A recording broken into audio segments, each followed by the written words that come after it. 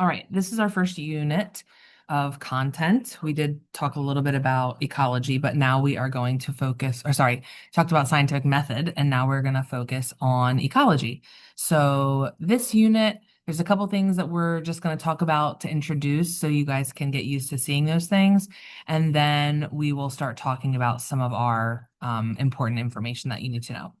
So there's always vocabulary that you need to know for every unit. I'm always going to put this on the slide so that you can see what words you need to familiarize yourself with. If you don't know any of the words, I would write them down, highlight them, look them up. So these are your 13 words. Some of them might seem familiar, things like food chains and food webs. Other ones like carrying capacity and limiting factors might be new terms. The carbon cycle and the nitrogen cycle are two other terms. The nitrogen cycle is not on here, but it's something that we will talk a little bit about during our unit. So these terms, make sure you familiarize yourself with them, especially while we're learning them. And if you need to make yourself some note cards or vocab cards or a Quizlet to study those, that's always a good option. So in this unit, we are going to learn how ecosystems are interdependent, finite, and fluctuations in the conditions and resources are going to cause changes within those ecosystems. We're also going to understand that the cycling of matter and flow of energy within ecosystems occurs through interactions among different organisms and between organisms and the environment. So these are things that you should understand and tie together by the end of our unit. The essential questions that we're going to be talking about: how do environmental changes impact ecosystems, and how do organisms interact with living and non-living components of the ecosystem to obtain and cycle matter and energy throughout. These are the standards. You don't need to know all of these. I'm putting them in there in case you'd like to look at them, but these are the new science standards that we are covering this year. So the first thing we're going to talk about is living things. So the first topic one, and I'll be putting it into two videos, is niche and energy transfer. But before we talk about niche and energy transfer, we're going to talk about living things. So what makes something alive? What makes something a living thing versus a non-living thing? And if you look at these two pictures, it's probably obvious you know which one is alive and which one isn't. But why do you know that? What types of things make things living versus non-living? So there are characteristics that we use we call them the characteristics of life, right? And we sort of qualify what living things are based on these characteristics of life. Yes? You have more skills than one.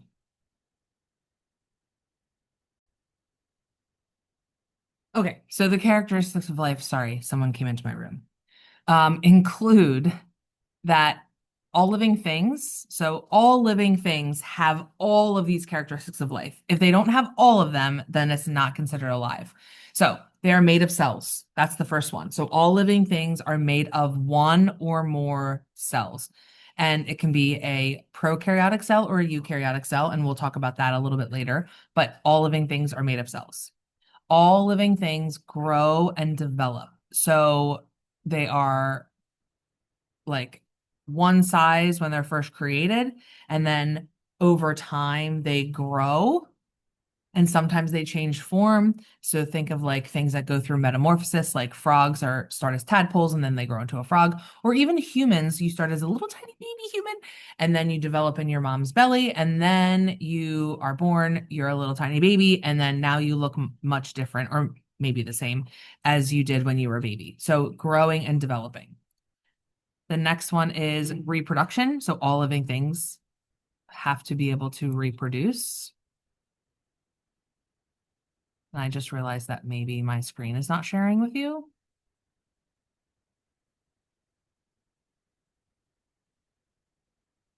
There we go.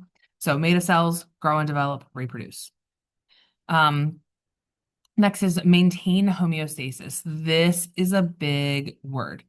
Homeostasis is a word you might not be familiar with, but homeostasis means to maintain. This one means to maintain internal conditions.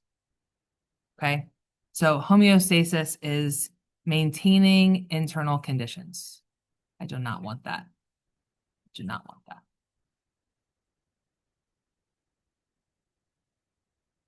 Okay, so maintaining internal conditions. Okay, the next one is response to stimuli. So if someone puts something cold, you respond. If you get too hot, you sweat. If you get too cold, you shiver. So you respond to changes in your environment, which is called response to stimuli. By responding to stimuli, you work to maintain homeostasis. So those two things go together.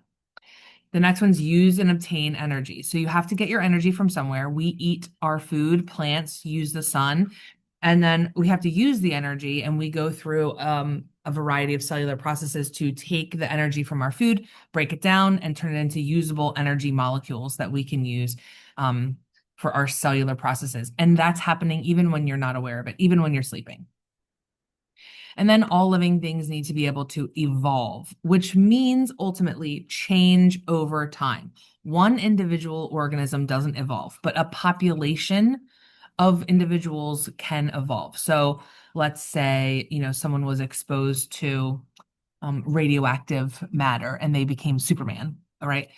That one individual has changed, but it's not evolution until Superman has babies and passes those traits on to his babies, excuse me, and then those babies pass their traits on to their children. So evolution, or the ability to change over time, is a species or a population, not just one individual. So if living things have all these characteristics of life, so if something has all these characteristics of life, then it's considered a living thing. It's considered alive. And then also all living things have genetic material, DNA and RNA. And remember we said, if something has one of these things, it's not necessarily considered living. Okay. So all these are characteristics of life. Now, how can I get rid of these things? Oh, I clicked too fast. Gotta erase. Perfect.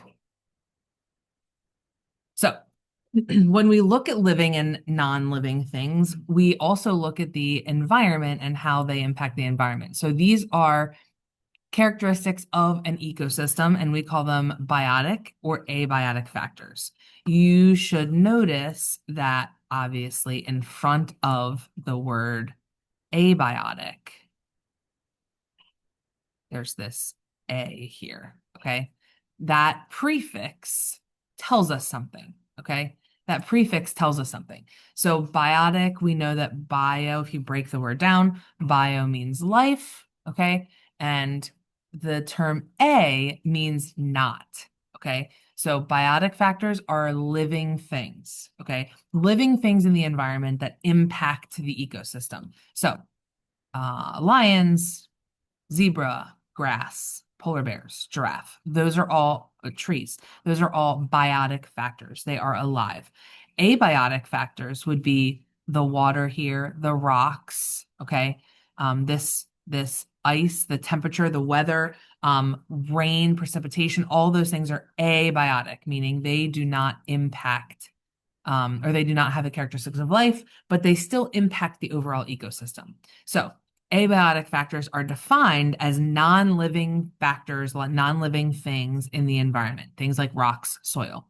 Biotic factors are living factors in the environment, and they impact the environment as well. Both of these things work together to create a healthy ecosystem. So you have abiotic, so non-living, and biotic, which are living.